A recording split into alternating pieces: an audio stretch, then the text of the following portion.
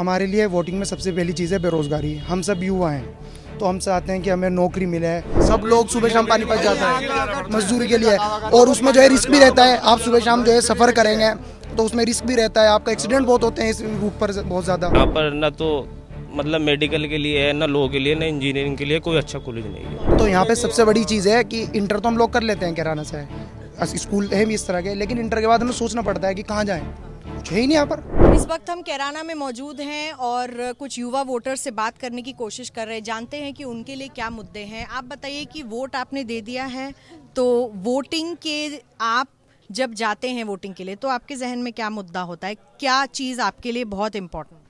Ma'am, हमारे लिए voting में सबसे पहली चीज़ है बेरोज़गारी। हम सब युवा हैं तो हम चाहते हैं कि हमें नौकरी मिले। असल में हम सब अल्लाह का शुक्र एजुकेटेड पर्सन है, तो हम चाहते हैं हमें नौकरी मिले, तभी हम लोग आगे बढ़ेंगे, हमारा डेवलपमेंट होएगा। तो हमने जो वोट किया है, हमने कॉन्स्टिट्यूशन को बचाने के लिए वोट किया है। हमारा वोटिंग राइट है, कॉन्स्टिट्यूशनल राइट है, तो हम देंगे। और इसी चीज़ों में सारा का सारा पॉलिटिकल राइट भी है। अच्छा बताइए। पॉलिटिकल राइट भी है, कॉन्स्टिट्यूशनल राइट भी है। नहीं, पॉलिटिकल राइट है। दोनों जी। क्या दोनों है? तो आपके जहन में क्या मुद्दा है, किस पर युवा वोट करना चाहता है? युवा वोट करना वोट किया आपने? जी, अभी डाल के। किस मुद्दे पर आपने वोट दिया? हमने वोट दिया है एजुकेशन के मुद्दे पे और हेल्थ के मुद्दे पे। युवाओं के लिए बेरोजगारी और स्वास्थ्य बहुत इंपॉर्टेंट मुद्दा। जी। यहाँ पे एक अच्छा अस्पताल है कैराना में? नहीं, अभी कोई अस्पताल नहीं है ऐसा, अभी कोई ऐसा नहीं।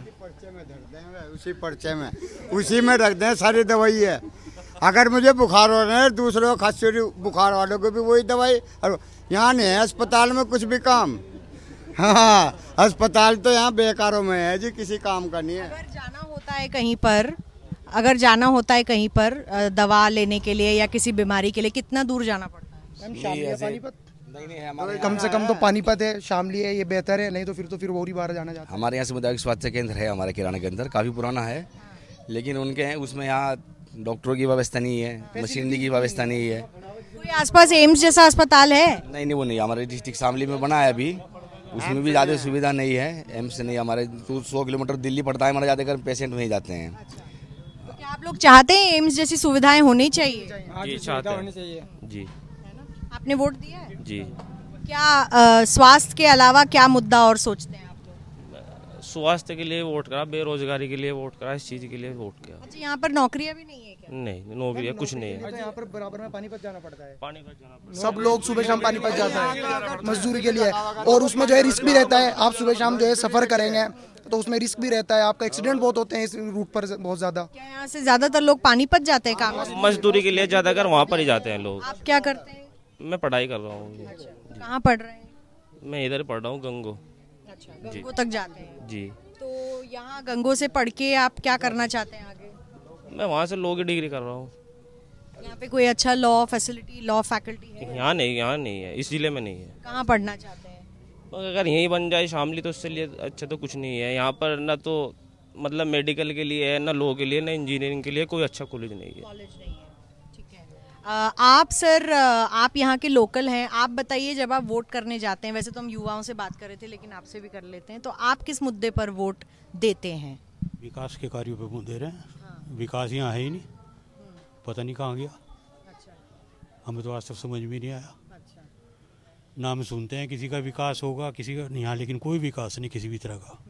बस इसी यही मुद्दा है, और क्या मुद्दा होता। जैसे यहाँ पर लोग जब बीमार पड़ जाते हैं, क्योंकि हम बात कर रहे थे, कोई अच्छा एम्स जैसा अस्पताल या कोई प्राइवेट अस्पताल? स्वास्थ्य की बहुत बड़ी प्रॉब्लम है यहाँ पे किसी तरह की कोई फैसिलिटी नहीं है। यहाँ पे तो कोई प्राइवेट हॉस्पिटल भी नहीं है। गवर्नमेंट की तो बात आप बाद में करेंगे, यहाँ तो प्राइवेट हॉस्पिटल भी नहीं है। आपने इतने बड़े हॉस्पिटल का नाम ले दिया, एम्स। यहाँ एम्स तो बहुत बड़ी चीज़ है, यहाँ तो कुछ भी नहीं है। एम्स तो मेरठ तक नहीं है शायद हमारे यहाँ तो कोई फैसिलिटी। हमारे यहाँ तो मैडम, ये जितना पश्चिम उत्तर प्रदेश का इलाका है, यहाँ पे तो कोई एम्स है ही नहीं।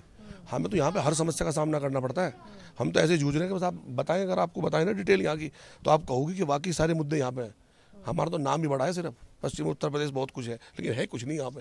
आपके जहन में एक कोई बड़ा मुद्दा जो इन सब ने जिनके बारे में बात नहीं की? सबसे बड़ा मुद्दा हमारे लिए यहाँ पे स्वास्थ्य का है और शिक्षा का है।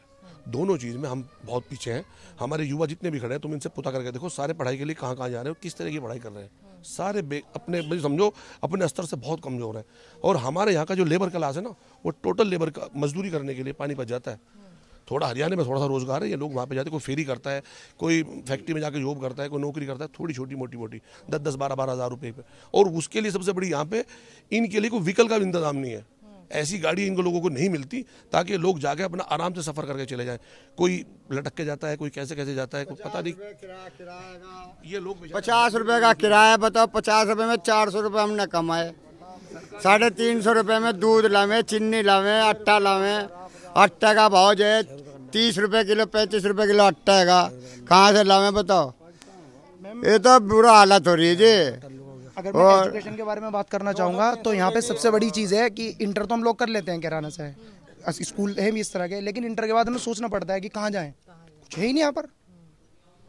जो कॉलेजेस हैं वहाँ फैसिलिटीज़ इतनी अच्छी नहीं है, हम लोगों को बाहर ही जाना पड़ता है, दिल्ली जाएं, अलीगढ़ जाएं या कहीं भी जाएं, सेंट्रल यूनिवर्सिटीज़ में जाना पड़ता है। जिसके पास कुछ है, जब है ही नहीं यहाँ पे सीटें इतनी, आपको पता है कितनी सीटें हैं, कहाँ पे नंबर आ रहे हैं बच्चों के, सारे बच्चे कर रहे हैं, पता नहीं कहाँ कैसे। पिछले 5 सालों में यहाँ पर कोई आपने बदलाव नहीं देखा? मैडम यहाँ तो विकास नहीं देखा आपने, बदलाव भी नहीं देखा? बदलाव कैंडिडेट ही नहीं देखा कैसा है। 5 साल का तो कैंडिडेट जब लॉकडाउन लगा था, जब फोटो देखा था थाने का आगे, बुला लो आप। ये सीरियसली है बात, वो भी थाने में काम करने आपने सब जगह देखा है, प्रदीप चौधरी जी का बहुत बुरी तरीके से हो रहा है उनका, किसी ने देखा ही नहीं उनको, और ये सच है, किसी ने देखा ही नहीं उनको।